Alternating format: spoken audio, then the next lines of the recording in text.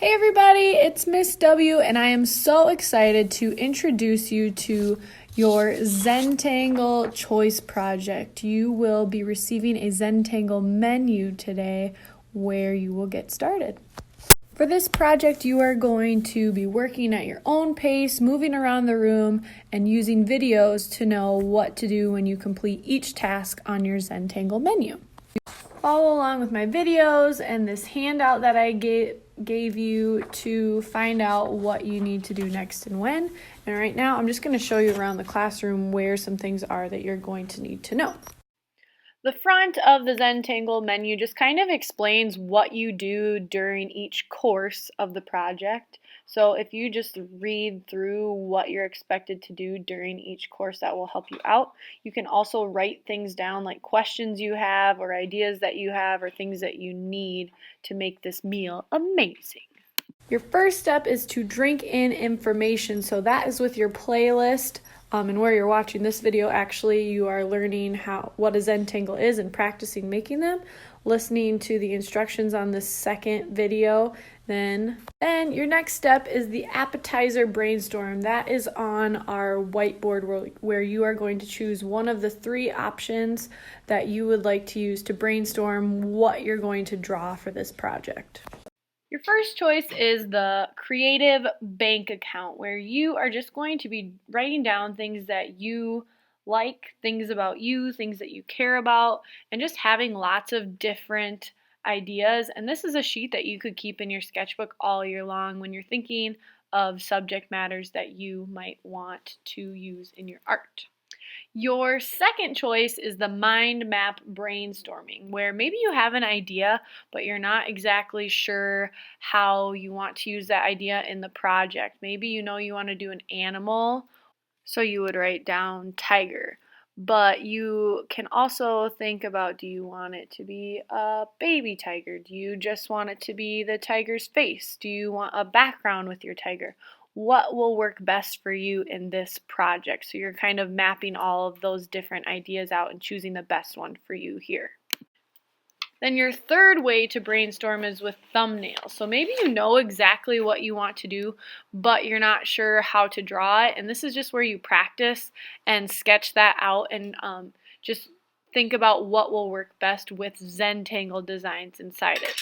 So you decide what type of brainstorming is best for you and will help you in deciding what you want your main subject to be and what will look best with Zentangles inside of it and how you are going to be drawing that with one of the three brainstorming pages. So if you need to pause and watch this video again or like kind of look closely before you go and choose which brainstorming paper you want, that's what I would do before you go up to get that and choose that. But just pick what's best for you and this project.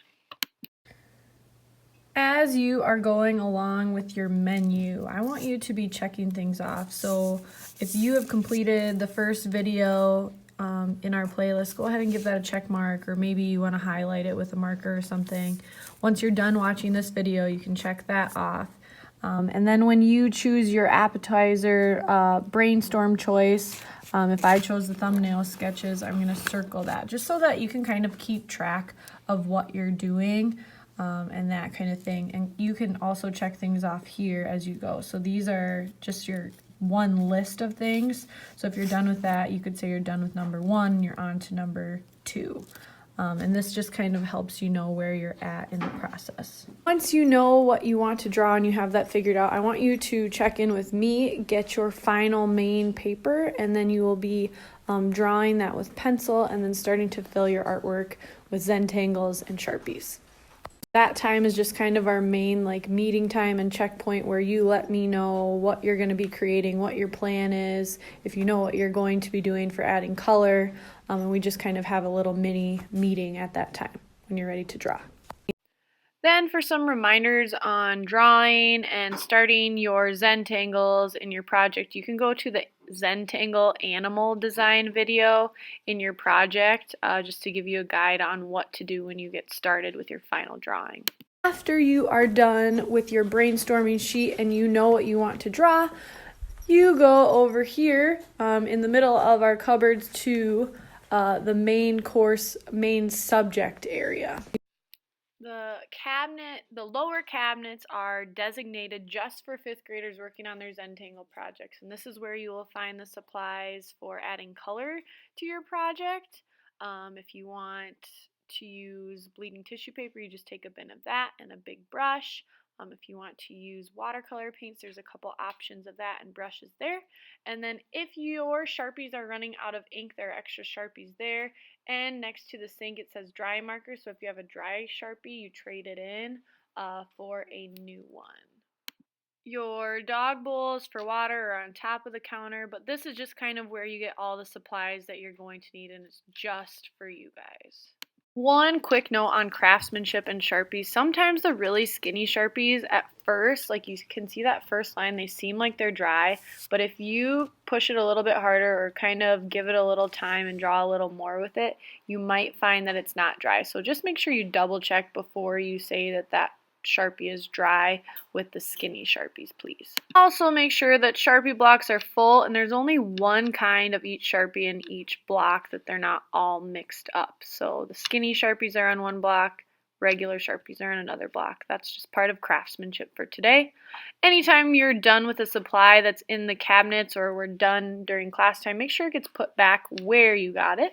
That's part of craftsmanship for this project. When you are all completely done with the project and you are ready to post it on Seesaw, you go to our dessert area / reflection station to reflect and kind of finish everything up. Everyone will be finding their sentence starters and posting a picture of their art on Seesaw, where you can either record or type about it, and then you have a choice for either typing reflections and on other friends' artworks, or talking to another friend in person and reflecting on the project together that way. I am so excited for you all to work independently at your own pace on this project. Make sure that you're using your worksheet and your guide, you're circling things, crossing things off as you get them done, and checking in with me as well. Good luck!